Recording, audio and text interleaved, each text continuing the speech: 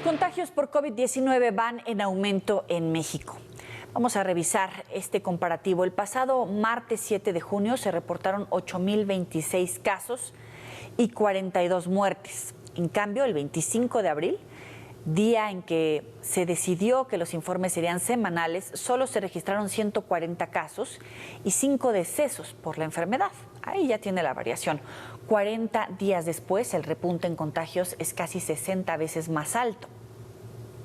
Ayer se registraron 5,245 contagios y 13 decesos. Este jueves hubo 6,024 contagios y 36 decesos más. El acumulado, según la Secretaría de Salud, es de 325,091 mexicanos muertos por COVID-19. Le doy la bienvenida a la doctora Laurian Jiménez Fibi, como siempre. Es un gusto saludarte, bienvenida. Muchas gracias, Joely. Al contrario, gracias por la invitación. Oye, ya vemos los estados con incrementos de casos positivos, no así el número de hospitalizaciones y fallecimientos. ¿A qué lo atribuyes particularmente o cuál es tu registro?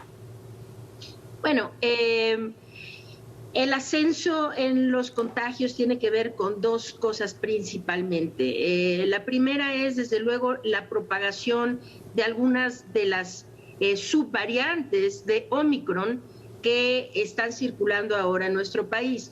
La que está ocasionando este repunte actual es la subvariante BA2.12.1, BA2.12.1, que es la misma que está causando los repuntes en Estados Unidos y en muchos países de Sudamérica.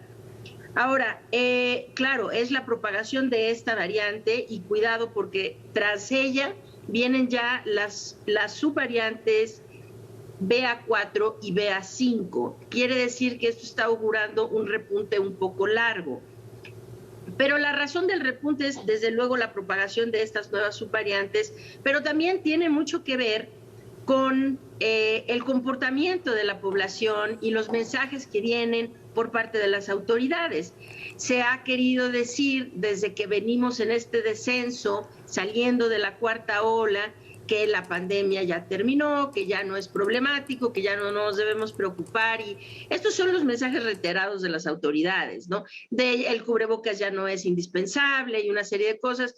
Pues sí, seguimos en pandemia, esa es la realidad, diga lo que diga el subsecretario Gatell o el presidente de la República.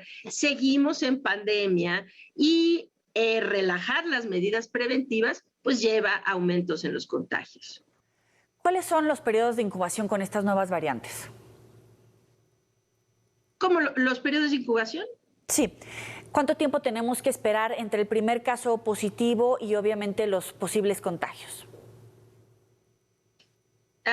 Sí, pues ya hay muchos contagios en el país por esta variante. La variante hoy representa arriba del 25% del virus que circula en nuestro país y esto es lo que está provocando el repunte.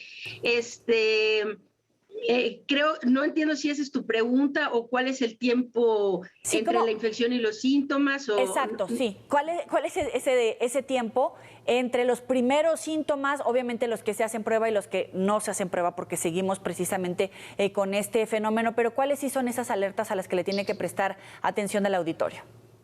Sí, claro. Bueno, es importante saber, a partir de la fecha de contagio, de posible contagio, necesitan esperar 5 días para hacer una prueba diagnóstica.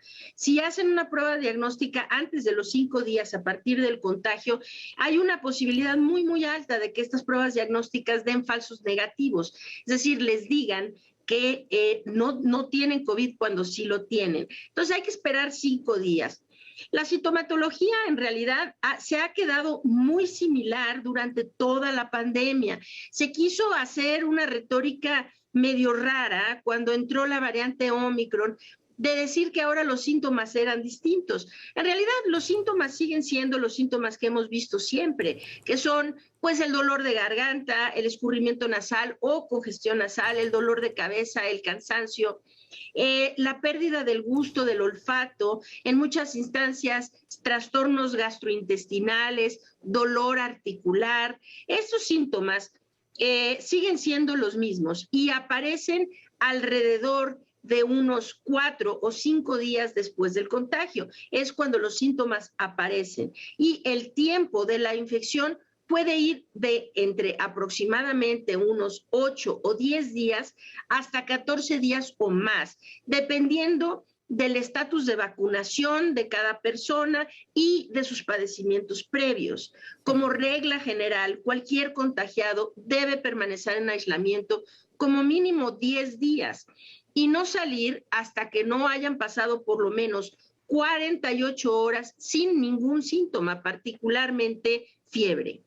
El subsecretario López-Gatell descartó que haya que preocuparse ante una inminente quinta ola de COVID-19. ¿Ya estamos en la quinta ola y no hay de qué preocuparnos? Pues sí, estamos en la quinta ola y sí hay de qué preocuparse. Preocuparse no significa que necesitamos tener pánico, ni miedo, ni paranoia, ¿verdad? Preocuparse significa que nos permite ocuparnos en tratar de protegernos, proteger a los nuestros. Necesitamos estar alertas, entender los riesgos y cómo minimizarlos. Y sí, efectivamente, pues estamos en la quinta ola y ignorar el problema pues no lo hace desaparecer. Claro. Aquí la opción no es cerrar los ojos y entonces ahora decir, ya no nos importa que la gente se infecte y la gente se muera, vamos a ignorar el problema. No, aquí la situación es, hay que controlar la oleada y se controla de acuerdo con el comportamiento de la población. Los niveles de mortandad efectivamente son bajos, pero hay muchos expertos que dicen que podrían ser más bajos, sobre todo teniendo en cuenta las cifras de exceso de mortalidad que nos sitúan entre los países con peor manejo de la pandemia y que tú particularmente llevaste una cuenta muy minuciosa. Sí, desde luego. Hay que tener mucho cuidado porque ahora sí podemos decir con toda certeza que las autoridades están mintiendo flagrantemente sobre el número de muertes. No mienten en las cifras que dan a conocer, es decir, en los informes, en las bases de datos, estos datos son adecuados. Pero cuando hablan en las conferencias de prensa, dan unos datos que parecería que no conocen cuáles son los datos que su propia Secretaría de Salud genera. Porque cuando el doctor López-Gatell dice se está muriendo en promedio una persona al día y la realidad es que sus cifras, las cifras de su secretaría, que su secretaría genera y da a conocer, es que en las últimas un poco más de 5 semanas se han muerto más de 720 personas en nuestro país. Esto no es aceptable normalizar y minimizar esto.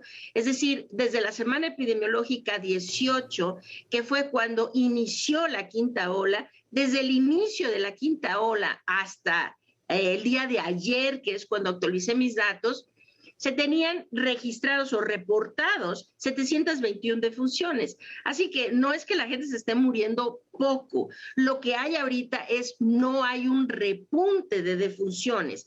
Se ha seguido muriendo demasiada gente y se ha permanecido de esta forma. Ahora, no han comenzado todavía a repuntar las defunciones. Esto es cierto, pero los niveles de muerte que estamos observando en nuestro país hoy por hoy no son aceptables. Finalmente, la vacunación para menores. La vacunación para menores es una catástrofe, ¿no? Bueno, se abrió la vacunación para el grupo de 12 a 14 años, que había sido un grupo que arbitrariamente el gobierno se negaba a vacunar, ¿no? Que ya había la aprobación para hacerlo, las vacunas están en territorio nacional, pero el gobierno decidió simplemente porque se le ocurrió así, no vacunarlos. Ahora, bueno, se abrieron fechas para la vacunación de ese grupo etario, que era el de 12 a 14 años, que se había excluido, pero nos falta todavía la vacunación entre los 5 y los 11 años. Y cuidado, porque está a punto de venir las aprobaciones para el grupo todavía de más chiquititos, que son los de 6 meses a 4 años. Entonces, hoy por hoy no hay vacunación entre 5 y 11 años. Esto es indispensable que se vacunen. Se están perdiendo vidas en ese grupo de edad que no es... Es decir, que se pudieron haber prevenido de haber tenido vacunación antes.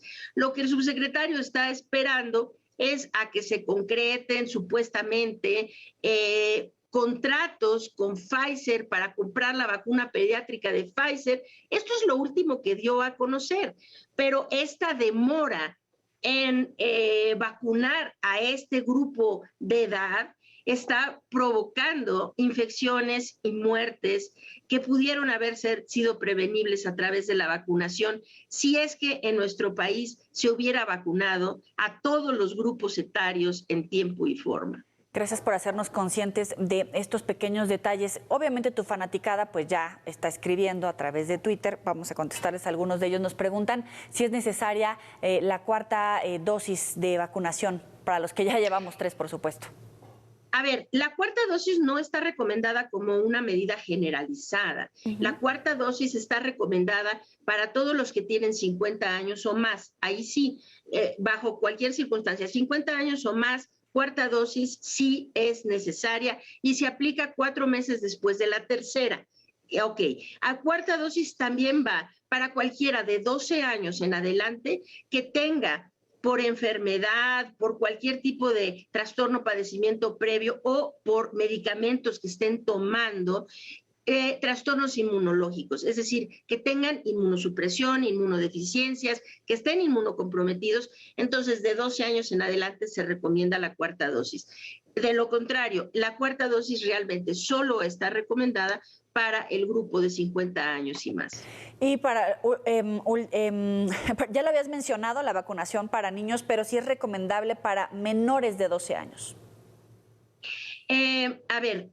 Ahorita la recomendación es 3 dosis para todos de 5 años en adelante. De 5 años en adelante, todos necesitamos 3 dosis.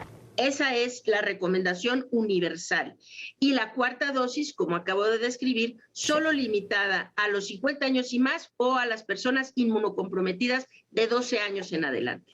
Le agradecemos mucho a la doctora Laurian Jiménez Fibi, como siempre, la explicación para nuestro auditorio de Mega Noticias. Y pues perdona, pero la gente te busca y pues nos manda sus preguntas y sus comentarios. Ay, con muchísimo gusto, de verdad. Muy buenas noches, Yueli, y gracias por la invitación. Igualmente, muy buena noche para ti. Ya saben que pueden recuperar esta entrevista en nuestras redes sociales, por supuesto en los próximos espacios informativos. La doctora Laurian Jiménez Fibi respondiendo sus preguntas, sus inquietudes en esta quinta ola de la pandemia de coronavirus.